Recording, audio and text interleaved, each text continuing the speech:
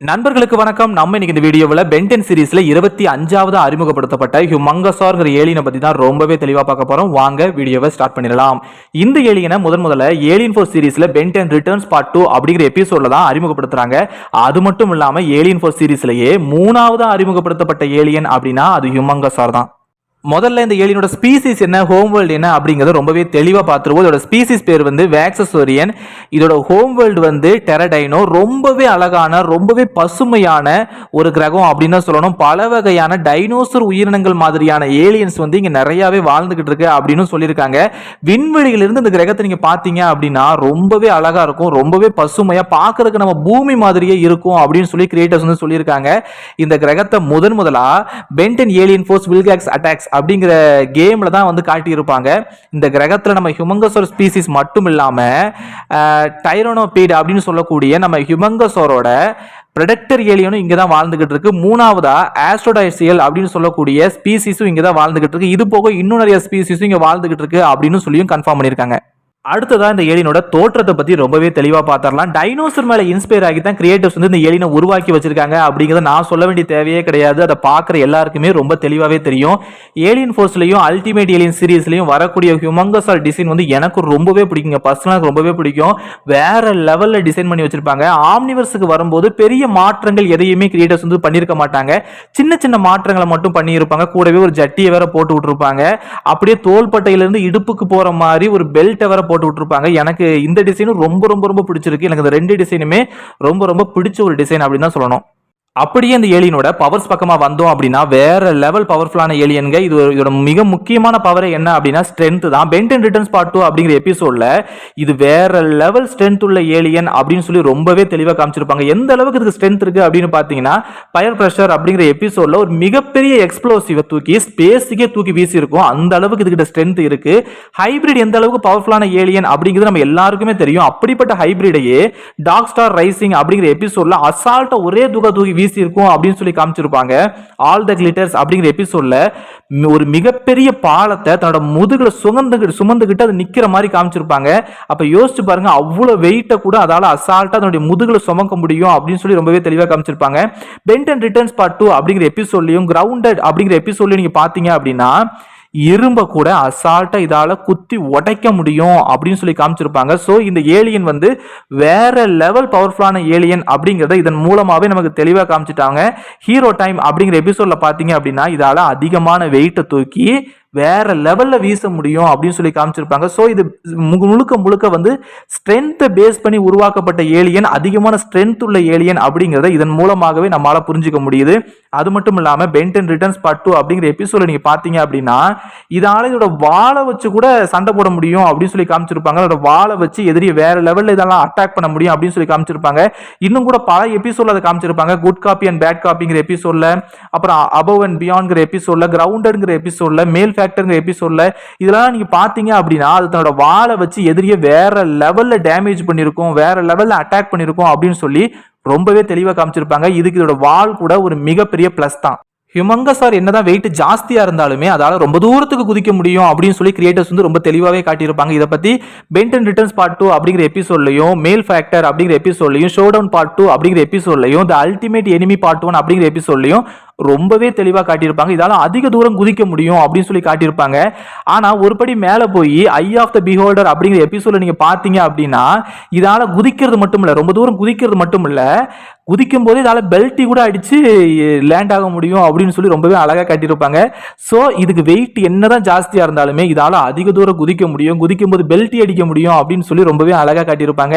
ஹியூமங்கஸார் தரையில ஓங்கி குத்திச்சு அப்படின்னா நிலமே ரெண்டா பிளந்துரும் அப்படின்னு சொல்லி அப்சல்யூட் பவர் பார்ட் 1 அப்படிங்கிற எபிசோட்ல ரொம்பவே தெளிவா காட்டியிருப்பாங்க. Pentene generator Rex heroes United அப்படிங்கிற கிராஸ் ஓவர் மூவில நீங்க பாத்தீங்க அப்படின்னா ஹியூமங்கஸார் ஓங்கி தரையில குத்தி இருக்கும். அப்ப அந்த இடத்துல ஒரு நிலநடுக்கமே வந்திருக்கும் அப்படின்னு சொல்லி காட்டியிருப்பாங்க. சோ இந்த ஏலியனுக்கு ஸ்ட்ரென்த் ரொம்பவே அதிகம். அது தரையில ஓங்கி குத்திச்சுன்னா அந்த இடத்துல ஒரு மிகப்பெரிய பாதிப்பையே அதால ஏற்படுத்த முடியும் அப்படின்னு சொல்லி ரொம்பவே அழகா காட்டியிருப்பாங்க. பென்டென் ரிட்டர்ன்ஸ் பார்ட் 2 அப்படிங்கிற எபிசோட்ல இதோட பற்கள் ரொம்பவே சக்தி வாய்ந்தது அப்படின்னு சொல்லி காமிச்சிருப்பாங்க. அந்த பற்களை பயன்படுத்தி எதிரியை வேற லெவல்ல இதால டேமேஜ் பண்ண முடியும் அப்படின்னு காமிச்சிருப்பாங்க. அதே எபிசோட்ல இதால தன்னோட சைஸை பெருசாக்கவும் முடியும், திரும்ப நார்மலா இதால மாறவும் முடியும் அப்படின்னு சொல்லி ரொம்பவே அழகா காட்டியிருப்பாங்க. இது உருவத்தை வந்து பெருசாக்க இதோட உடல்ல வந்து நிறைய ஆர்மர்ஸ் வரத வர்றதையும் முதுகுல ஸ்பைக்ஸ் வர்றதையும் நம்மளால தெளிவா பார்க்க முடியும். அது வேற லெவல்ல இருக்குங்க. பார்க்கவே ரொம்ப அழகா இருக்கும். எனக்கு அந்த டிசைன் ரொம்பவே பிடிச்சிருக்கு. ஆல் தட் கிளிட்டர்ஸ் அப்புறம் அன்எர்த் அப்படிங்கிற எபிசோட்ல நீங்க பாத்தீங்க அப்படின்னா இதை பத்தி உங்களால தெளிவா புரிஞ்சுக்க முடியும். மேக்ஸ் அவுட் அப்படிங்கிற எபிசோட்ல இதால வேற லெவல்ல உரும முடியும் அப்படின்னு சொல்லி காமிச்சிருப்பாங்க. என்னையா நீ சொல்ற, உருமறதெல்லாம் ஒரு பவரா அப்படின்னு கேட்டீங்க அப்படின்னா, நல்லா பாத்தீங்க அப்படின்னா இது பயங்கரமா உருமும் போது இதோட எதிரிகளை வேற லெவல்ல இதால பயமுறுத்த முடியும் அப்படின்னு சொல்லி காமிச்சிருப்பாங்க. குறிப்பா இதால தண்ணிக்குள்ள கூட உரும முடியும் அப்படின்னு சொல்லி டீப் அப்படிங்கிற எபிசோட்ல ரொம்பவே தெளிவா காட்டியிருப்பாங்க. அது உருமுன அடுத்த செகண்ட் அது வரைக்கும் வேற லெவல்ல சண்டை போட்டுட்டு இருந்த அத்தனை ஸ்பீசிஸுமே பயந்து தெரிச்சு தளதறிக்க ஓடி இருக்கும் அப்படின்னு சொல்லி காமிச்சிருப்பாங்க. ஸோ இதுவும் ஹியூமங்கஸாருக்கு ஒரு மிகப்பெரிய பவர் தான் அப்படிங்கிறது நமக்கு தெளிவாவே தெரியுது. அது உருமும் போது அந்த இடத்துல எதிரிகள் வேற லெவல்ல வந்து பயமுறுத்தப்படுறாங்க அப்படிங்கிறதையும் நம்மளால புரிஞ்சுக்க முடியுது. பியர் பிரஷர் அப்படிங்கிற எபிசோட நீங்க பாத்தீங்க அப்படின்னா ஹியூமங்கஸோட தோல் பகுதி ரொம்பவே சக்தி வாய்ந்தது, ரொம்பவே கடினமானது அப்படின்னு சொல்லி காமிச்சிருப்பாங்க. ஏன் அப்படின்னு பாத்தீங்கன்னா ஒரு லேசர் ஷீல்டுக்குள்ள அதால அசால்ட்டா நுழைய முடியும் அப்படின்னு சொல்லி காமிச்சிருப்பாங்க. அதுலயே நம்மளால புரிஞ்சுக்க முடியுது இதோட தோல் பகுதி வந்து எந்த அளவுக்கு சக்தி வாய்ந்தது அப்படின்னு சொல்லி. வெஞ்சன்ஸ் ஆஃப் வில்கேக்ஸ் பார்ட் 2 அப்படிங்கிற எபிசோட்ல ஹியூமங்கஸாரால வேற லெவல் ஸ்பீட்ல ஓட முடியும் அப்படின்னு சொல்லி ரொம்பவே தெளிவா காமிச்சிருப்பாங்க. குறிப்பா பிரைமஸ்ங்கிற எபிசோட நீங்க பாத்தீங்க அப்படின்னா இதால 4 கால்ல வேகமா ஓட முடியும் அப்படின்னு சொல்லி தெளிவா காமிச்சிருப்பாங்க. அபவ் அண்ட் பியாண்ட் அப்படிங்கிற எபிசோட்ல ஹியூமங்கஸாரால ஸ்பேஸ்ல கூட கொஞ்ச நேரத்துக்கு சர்வை பண்ண முடியும் அப்படின்னு சொல்லி காமிச்சிருப்பாங்க. அது மட்டும் இல்லாம ஸ்பேஸ்ல வீசப்பட்ட ஹியூமங்கஸார் திரும்பவும் அந்த ஸ்பேஸ் ஷிப்புக்குள்ள வந்திருக்கும் அப்படின்னு சொல்லி காமிச்சிருப்பாங்க. அது எப்படி உள்ள வந்துச்சு அப்படிங்கறத வந்து கிரியேட்டர்ஸ் நமக்கு காட்டல அப்படின்னாலும் அது சாதாரண விஷயமே கிடையாது. அந்த ஸ்பேஸ்ல அதை சர்வை பண்ணி திரும்பவும் அந்த ஸ்பேஸ் ஷிப்புக்குள்ளேயே வரது அப்படிங்கிறது மிகப்பெரிய விஷயம். அது ஹியூமங்கஸா செஞ்சிருக்கு அப்படின்னா அது வேற லெவல் பவர்ஃபுல்லான ஒரு ஏலியன் அப்படிங்கறத நம்ம ஒத்துக்கிட்டு தான் ஆகணும். அது மட்டும் இல்லாம இந்த கிரவுண்டர்ங்கிற எபிசோட், அப்புறம் சீக்ரெட் ஆஃப் த குரோமோஸ்டோன் அப்படிங்கிற எபிசோட், அப்புறம் சிங்கிள் ஹேண்டட் அப்படிங்கிற எபிசோட், இந்த 3 எபிசோட் நீங்க பாத்தீங்க அப்படின்னா ஹியூமங்கஸா தன்னோட கையை வச்சு மட்டுமே சண்டை போடுறது கிடையாது. தன்னோட கையில எந்த ஒரு பொருள் கிடைக்குதோ அந்த பொருளை ஆயுதமா பயன்படுத்தி கூட இது வந்து எதிரியை வந்து அட்டாக் பண்ணும், எதிரி கூட சண்டை போடும் அப்படின்னு சொல்லி ரொம்ப தெளிவாவே காமிச்சிருப்பாங்க. அப்படியே இந்த ஏலியனோட வீக்னஸ் பக்கமா வந்தோம் அப்படின்னா பென் 10 ரிட்டர்ன்ஸ் பார்ட் 2 அப்படிங்கிற எபிசோட்ல டிஎன் ஏலியன்ஸோட ஸ்லைம்ஸ் இதுக்கு ஒரு மிகப்பெரிய வீக்னஸ் அப்படின்னு சொல்லி காமிச்சிருப்பாங்க. ஏன்னா அந்த ஸ்லைம்ஸ் உடனடியா இதால பிச்சு எடுத்திருக்க முடியவே முடியாது. அந்த சீன்லயே நீங்க பார்க்கும்போது ஒருவேளை டிஎன்ஏ ஏலியன்ஸ் வந்து நிறைய ஸ்லைம்ஸை வந்து ஹியூமங்கஸார் மேல துப்பி இருந்தாங்க அப்படின்னா கண்டிப்பா ஹியூமங்கஸார் அதுல மாட்டி இருக்கும், தப்பிச்சிருக்காது அப்படின்னு சொல்லி நம்மளாலேயே புரிஞ்சுக்க முடியுது. ஏன்னா அது அந்த ஸ்லைம்ஸை வந்து தன்னோட கையில மட்டும்தான் அது வந்து செலுத்தி இருக்கும். அதையே அதால பிச்சு எடுக்க முடியாம அந்த தரையாவது பிச்சு எடுத்திருக்கும் அப்படின்னு சொல்லி காமிச்சிருப்பாங்க. ஒருவேளை உடம்பு ஃபுல்லா பூசி இருந்துச்சு அப்படின்னா கண்டிப்பா ஹியூமங்கஸாரால தப்பிச்சிருக்க முடியாது அப்படிங்கறத தெளிவாவே நம்மளால புரிஞ்சுக்க முடியுது. அது மட்டும் இல்லாம டாக் ஸ்டார் ரைசிங் அப்படிங்கிற எபிசோட்ல நீங்க பாத்தீங்க அப்படின்னா மைக்கேல் மார்னிங் ஸ்டார் மாதிரியான பவர்ஸ் அப்சர்வ் பண்றவங்க கிட்ட ஹியூமங்கஸார் சுலபமாவே தோத்து போயிரும் அப்படின்னு சொல்லி ரொம்ப தெளிவாவே காமிச்சிருப்பாங்க. ஹியூமங்கஸாரோட பவரை ஃபுல்லா அப்சர்வ் பண்ணிட்டோம் அப்படின்னா அதுக்கப்புறமா அதால எழுந்து நிக்க கூட முடியாது, அந்த அளவுக்கு அது வீக் ஆயிரும் அப்படின்னு சொல்லி ரொம்பவே தெளிவா காட்டியிருப்பாங்க. கிரவுண்டட் அப்படிங்கிற எபிசோட்ல நீங்க பாத்தீங்க அப்படின்னா இதால ரொம்பவே சின்ன இடத்துல தன்னோட முழு பவரையுமே உபயோகிக்க முடியாது, காட்ட முடியாது அப்படின்னு சொல்லி தெளிவா காட்டியிருப்பாங்க. ஒருவேளை சின்ன இடத்துல இது பெருசா வளர்ந்துச்சு அப்படின்னா தன்னால நகர கூட முடியாத அளவுக்கு இது மாட்டிக்கும் அப்படின்னு சொல்லி இருப்பாங்க. நீ இன்னும் கொஞ்சம் பெருசா வளரணும்னு நினைக்கிறேன். இல்ல, அதுக்கு இந்த இடம் போதாது. இந்த ஹியூமங்கஸோட மெயின் பவரே என்ன அப்படின்னு ஸ்ட்ரென்த் தான். எக்ஸ்ட்ரா பவர்ஸ் எதுவுமே இதுக்கு இல்ல அப்படிங்கிறதும் இதுக்கு ஒரு மிகப்பெரிய வீக்னஸ் தான் அமைஞ்சிருக்கு. ஏன் அப்படின்னு கேட்டீங்கன்னா இதை விட அதிக ஸ்ட்ரென்த் உள்ள ஒரு ஏலியன் இதுகிட்ட வந்துச்சு அப்படின்னா ரொம்ப சுலபமாவே இது தோத்து போயிடும் அப்படின்னு சொல்லி காமிச்சிருப்பாங்க. உதாரணத்துக்கு வாய்டட் அப்படிங்கிற எபிசோட்ல டாக்டர் ஆனிமா கிட்ட வந்து தோத்து போயிருக்கும் அப்படின்னு சொல்லி காமிச்சிருப்பாங்க. வெஞ்சன்ஸ் ஆஃப் வில்கேக்ஸ் பார்ட் 2 எபிசோட்ல வில்கேக்ஸ் கிட்ட தோத்து போயிருக்கும். மேப் ஆஃப் இன்ஃபினிட்டி அப்படிங்கிற எபிசோட்ல அல்டிமேட் ஆக்ரஹார் கிட்ட தோத்து போயிருக்கும் அப்படின்னு சொல்லி காமிச்சிருப்பாங்க. அது மட்டும் இல்லாம தன்னை விட பெரிய உருவத்தில் இருக்கிறவங்க கிட்டையும் எக்ஸ்ட்ரா பவர்ஸ் வச்சிருக்கவங்க கிட்டையும் இது வந்து அசால்ட்டா தோத்து போயிடும் அப்படின்னு சொல்லி காமிச்சிருப்பாங்க.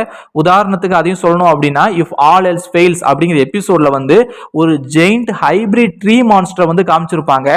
அதுகிட்ட ரொம்ப அசால்ட்டாவே நம்ம ஹியூமங்கஸா தோத்து போயிருக்கும். Ben 10 alien force cosmic destruction அப்படிங்கிற கேம்ல வந்து ஒரு ஈவில் வேபுக்கு கிட்ட வந்து தன்னை விட ரொம்ப பெருசா இருக்கிற ஒரு ஈவில் வேபுக்கு கிட்ட வந்து அசால்ட்டா தோத்து போயிருக்கும். த ஃபைனல் பேட்டில் பார்ட் 1 அப்படிங்கிற எபிசோட்ல வந்து அல்டிமேட் ஹியூமங்கஸா கிட்ட இது வந்து அசால்ட்டா தோத்து போயிருக்கும். ஏன் அப்படின்னு பாத்தீங்கன்னா இதுக்கு வந்து ஸ்ட்ரென்த்தை தவிர வேற எக்ஸ்ட்ரா பவர்ஸ் எதுவுமே இல்லை அப்படிங்கிறதுனால ரொம்பவே அசால்ட்டா இது தோத்து போயிடும். அது மட்டும் இல்லாம ஆசிட் வந்து இதுக்கு ஒரு மிகப்பெரிய வீக்னஸ் அப்படின்னு தான் சொல்லணும். ஆசிட் வந்து ரொம்ப பெரிய வீக்னஸ் அப்படிதான் நம்ம வந்து சொல்ல வேண்டியது இருக்கு. ஏன்னு கேட்டீங்கன்னா கோஸ்ட் டவுன் அப்படிங்கிற எபிசோட்ல வந்து இது ரொம்ப தெளிவாவே காட்டியிருப்பாங்க. கொஞ்சமா தான் இதோட வால்ல ஆசிட் வந்து பட்டிருக்கும். ஆனாலும் ஹியூமங்கஸார் பயங்கரமா துடிக்கிற மாதிரி காமிச்சிருப்பாங்க. அதால அந்த வலியை தாங்கவே முடியாது அப்படிங்கிற நிலைமையில தான் அதை நம்மளால பார்க்க முடியுது. ஸோ இதுக்கு ஆசிட் வந்து ஒரு மிகப்பெரிய வீக்னஸ் அப்படிங்கிறத நம்மளால தெளிவாகவே புரிஞ்சுக்க முடியுது. பிரைமஸ்ங்கிற எபிசோட்ல வில்கேக்ஸோட ஸ்வாட்ல இருந்து வரக்கூடிய ரேஸால ஹியூமங்கஸாரை வீக் ஆக்க முடியும் அப்படின்னு சொல்லி ரொம்பவே தெளிவா காட்டியிருப்பாங்க. அபவ் அண்ட் பியாண்ட் அப்படிங்கிற எபிசோட்ல நெருப்பும் ஹியூமங்கஸாருக்கு ஒரு மிகப்பெரிய வீக்னஸ் தான் அப்படின்னு சொல்லி ரொம்பவே தெளிவா காட்டியிருப்பாங்க. அதே எபிசோட்ல நீங்க பாத்தீங்க அப்படின்னா ஹியூமங்கஸாரால கொஞ்ச நேரம் மட்டும்தான் ஸ்பேஸ்ல சர்வை பண்ண முடியும். ரொம்ப நேரம் ஸ்பேஸ்ல இருந்துச்சு அப்படின்னா அது கண்டிப்பா இறந்து போயிடும் அப்படின்னு சொல்லி ரொம்பவே தெளிவா காட்டியிருப்பாங்க. வீடியோ கேம்ஸ் அப்படிங்கிற எபிசோடுக்கு நீங்க வந்தீங்க அப்படின்னா எலக்ட்ரிசிட்டி இந்த ஏலியனுக்கு ஒரு மிகப்பெரிய வீக்னஸ் அப்படின்னு சொல்லி காட்டியிருப்பாங்க. டீப்ங்கிற எபிசோட்ல இதால தண்ணிக்கு அடியில ரொம்ப நேரம் சர்வை பண்ண முடியாது அப்படின்னு சொல்லி காட்டியிருப்பாங்க. ரொம்ப நேரம் தண்ணிக்கு அடியில் இது இருந்துச்சு அப்படின்னா மூச்சு திணறி இறந்து போயிடும் அப்படின்னு சொல்லி ரொம்பவே தெளிவா காட்டியிருப்பாங்க. வேர் த மேஜிக் ஹேப்பன்ஸ் அப்படிங்கிற எபிசோட்ல அட்வைட்டாவோட மேஜிக் பீம் இதுக்கு ஒரு மிகப்பெரிய வீக்னஸ் அப்படின்னு சொல்லி காட்டியிருப்பாங்க. அது மட்டும் இல்லாம அட்வைட்டா நம்ம ஹியூமங்கஸாரை கிறிஸ்டலைஸ்டு பண்ணியிருப்பான். ஹியூமங்கஸார் அதுக்குள்ள ட்ராப் ஆகியிருக்கும். அதால அதுக்குள்ள இருந்து வெளியே வர முடியாது அப்படின்னு சொல்லி ரொம்பவே தெளிவா காட்டியிருப்பாங்க. இதுவும் அதுக்கு ஒரு மெயினான ஒரு வீக்னஸ் தான். நார் அயன் பார்ஸ் எ கேஜ் அப்படிங்கிற எபிசோட்ல ஒரு விதமான ப்ளூ டஸ்ட் வந்து காமிச்சிருப்பாங்க. அது ஒரு விதமான ட்ரக் அப்படின்னு சொல்லி அதே எபிசோட்ல வந்து விளக்கமா சொல்லி இருப்பாங்க. அதை ஹியூமங்கஸார் சுவாசிச்சு அப்படின்னா அதுக்கு குவென்னை பார்க்கும்போது குவென் வந்து ஒரு மான்ஸ்டர் மாதிரியா வந்து ஹியூமங்கஸாருக்கு வந்து தெரிஞ்சிருக்கும் அப்படின்னு சொல்லி காமிச்சிருப்பாங்க. ஸோ ஹியூமங்கஸார் என்ன செஞ்சிருக்கும் அப்படின்னா குவென்னை அட்டாக் பண்ணியிருக்கும், கிட்டத்தட்ட கொல்லவே போயிருக்கும் அப்படின்னு சொல்லி காமிச்சிருப்பாங்க. இதுவும் ஹியூமங்கஸாருக்கு ஒரு மிகப்பெரிய வீக்னஸ் தான். ஏன் அப்படின்னு பார்த்தீங்கன்னா அந்த ப்ளூ டஸ்ட் வந்து அதோட மைண்டை வந்து கரப்ட் ஆக்கி தன்னை நேசிக்கிறவங்களே அது கொல்ல வச்சிருது அப்படின்னு சொல்லி ரொம்பவே தெளிவாக காமிச்சிருப்பாங்க. ஸோ அந்த ப்ளூ டஸ்ட்டும் அதுக்கு ஒரு மிகப்பெரிய வீக்னஸ் தான். த பிக் ஸ்டோரி அப்படிங்கிற எபிசோட் நீங்க பாத்தீங்க அப்படின்னா ஹியூமங்கஸாருக்கு வலுவழுப்பான தரை வந்து ஒரு மிகப்பெரிய வீக்னஸ் அப்படின்னு சொல்லி காமிச்சிருப்பாங்க. ஏன்னா ரொம்ப சுலபமாவே வலிக்கி விழுந்துரும் அப்படின்னு சொல்லி காமிச்சிருப்பாங்க.